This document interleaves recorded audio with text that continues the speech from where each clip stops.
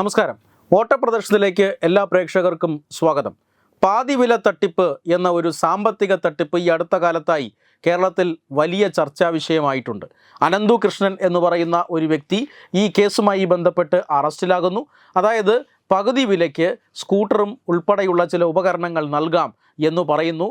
ഈ ഒരു പദ്ധതി, അതായത് ബാക്കി പകുതി വില അത് CSR ഫണ്ടിലൂടെ സ്വരൂപിക്കും എന്നൊക്കെ പറഞ്ഞ് വിശ്വസിപ്പിച്ചുകൊണ്ടാണ് സന്നദ്ധ സംഘടനകളെ അംഗങ്ങളാക്കിക്കൊണ്ടൊരു കോൺഫെഡറേഷൻ രൂപീകരിക്കുകയും ഈ കോൺഫെഡറേഷനിലൂടെ ജനങ്ങളെ പഞ്ചായത്ത് തലത്തിൽ വരെ എത്തി പകുതി വിലയ്ക്ക് സ്കൂട്ടർ നൽകാം എന്ന് അവരെ പറഞ്ഞ് വിശ്വസിപ്പിക്കുന്നു.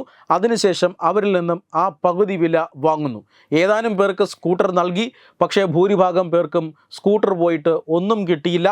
ഏതാനും ചില സംഘടനകൾ ആണ് ഇതിന് മുൻകൈയെടുത്തത്. പക്ഷേ പണമെല്ലാം വന്നു ചേർന്നത് ഈ പറയുന്ന അനന്തു കൃഷ്ണനിലേക്കും മറ്റൊരു പ്രധാനപ്പെട്ട ഈ തട്ടിപ്പിലെ പ്രധാനപ്പെട്ട കണ്ണിയായ സായിഗ്രാമം ആനന്ദകുമാറിലേക്കുമായിരുന്നു. അനന്തു കൃഷ്ണൻ നേരത്തെ തന്നെ അറസ്റ്റിലായി. സായിഗ്രാമം ആനന്ദകുമാറിൻ്റെ ഹർജി കോടതിയുടെ പരിഗണനയിലായിരുന്നു. എന്നാൽ കഴിഞ്ഞ ദിവസം ആ ഹർജി തള്ളി.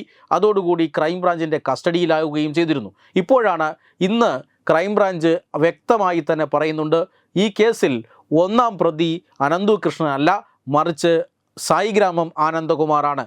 ആനന്ദകുമാറാണ് ഈ കേസിലെ മുഖ്യ സൂത്രധാരൻ. അയാളുടെ ആശയങ്ങളാണ് ഈ അനന്തു കൃഷ്ണൻ നടപ്പിലാക്കിയത്. കോൺഫെഡറേഷൻ രൂപീകരിക്കുക എന്ന ഒരു ചിന്ത, അല്ലെങ്കിൽ അങ്ങനെ ഒരു തന്ത്രം മെനഞ്ഞത് ആനന്ദകുമാറായിരുന്നു. അതിലേക്ക് വിവിധ സംഘടനകളെ ചേർത്തത് ആനന്ദകുമാറായിരുന്നു. ആ പദ്ധതി നടപ്പിലാക്കുക മാത്രമായിരുന്നു അനന്തു കൃഷ്ണൻ ചെയ്തത്. 1 കോടി രൂപയിലേറെ ഈ തട്ടിപ്പിൽ നിന്നും ആനന്ദകുമാർ കൈപ്പറ്റിയിട്ടുണ്ട് അനന്തു കൃഷ്ണനിൽ നിന്നും എന്ന വിവരവും കൂടി ഇപ്പോൾ പുറത്തു വരുന്നുണ്ട്. എന്തായാലും ഈ തട്ടിപ്പ് കേസിൽ മുഖ്യപ്രതിയായി മാറുകയാണ് സായിഗ്രാമത്തിൻ്റെ ഗ്ലോബൽ ഡയറക്ടറായിരുന്ന KN ആനന്ദകുമാർ. എന്നാൽ ഈ കേസിൽ മറ്റൊരു പ്രധാനപ്പെട്ട കാര്യം കൂടിയുണ്ട്. അനന്തു കൃഷ്ണൻ പ്രധാനപ്പെട്ട പല രാഷ്ട്രീയ പാർട്ടികൾക്കും നേതാക്കൾക്കും പണം കൊടുത്തു എന്ന ശക്തമായ മൊഴികളുണ്ട്. മാത്രമല്ല അതിന് തെളിവുകളുമുണ്ട്. ആർക്കൊക്കെ എത്ര കോടി വീതം അല്ലെങ്കിൽ എത്ര ലക്ഷം വീതം കൊടുത്തു എന്ന് കൃത്യമായ കണക്കുകൾ അനന്തു കൃഷ്ണൻ്റെ ഡയറിയിലും അതുപോലെ തന്നെ അനന്തു കൃഷ്ണൻ ഉപയോഗിക്കുന്ന iPadലുമുണ്ട് എന്ന് നേരത്തെ തന്നെ വാർത്തകൾ വന്നിരുന്നു. ഈ 2 രേഖകളും കൃത്യമായി പരിശോധിക്കാൻ പോലീസിന് നിർദ്ദേശം നൽകിയിരുന്നു.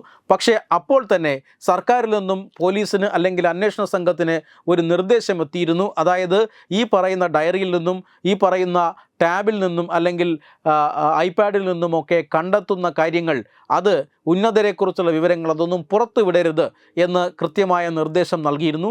ആ നിർദ്ദേശം പാലിച്ചുകൊണ്ടാണ് ഇപ്പോൾ അന്വേഷണം പുരോഗമിക്കുന്നത്. ഇപ്പോൾ KN ആനന്ദകുമാറിൻ്റെയും അനന്തു കൃഷ്ണൻ്റെയും പേരുകൾ മാത്രമാണ് ചർച്ച ചെയ്യപ്പെടുന്നത്.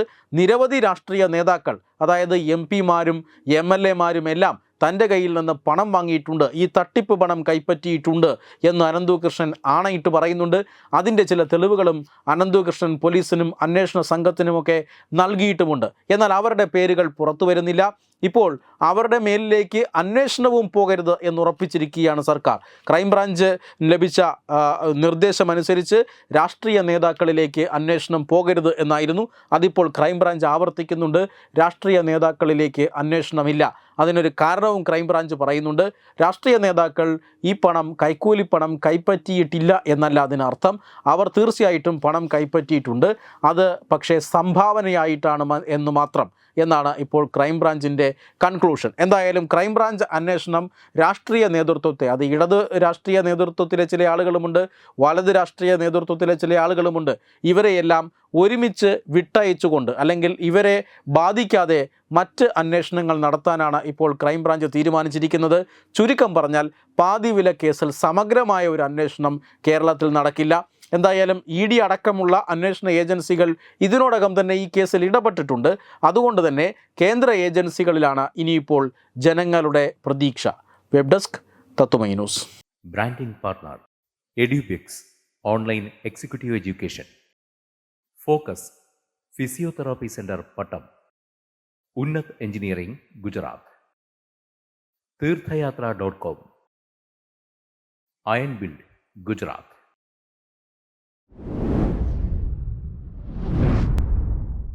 തുമ്പമൺ ശ്രീ വടക്കുംനാഥൻ ക്ഷേത്രം, അമ്പലക്കടവ്, പത്തനംതിട്ട. ശ്രീമദ് സ്കന്ദപുരാണ മഹാസത്രം 2025 മെയ് 11 മുതൽ 18 വരെ. ബ്രഹ്മശ്രീ മുംബൈ ചന്ദ്രശേഖര ശർമ്മയുടെ മുഖ്യ കാർമ്മികത്വത്തിൽ മഹാഗണപതി ഹോമം, സ്കന്ദപുരാണ പാരായണം, മഹത് പ്രഭാഷണങ്ങൾ, പൂജഹോമാദികൾ, കലാസാംസ്കാരിക പരിപാടികൾ. സത്രയജ്ഞ കർമ്മങ്ങളിലേക്ക് എല്ലാ ഭക്തജനങ്ങളുടെയും സാന്നിധ്യവും സഹകരണവും സാദരം അഭ്യർത്ഥിക്കുന്നു. മഹാസത്രവേദിയിൽ മെയ് 18 പഴനി അരുൾമിക ദണ്ഡായുധപാണി സ്വാമി ദേവസ്ഥാന അർച്ചക സ്ഥാനികർ ശ്രീസെൽവ സുബ്രഹ്മണ്യ ശിവശാരിയാരുടെ മുഖ്യ കാർമ്മികത്വത്തിൽ നടക്കുന്ന അതിശ്രേഷ്ഠവും സർവൈശ്വര്യദായകവുമായ സ്കന്ദഹോമം. സ്കന്ദമഹാപുരാണ സത്രത്തിന്റെ ആദിമധ്യാന്തമുള്ള സമ്പൂർണ്ണ തത്സമയ കാഴ്ച തത്വമയി നെറ്റ്വർക്കിൽ.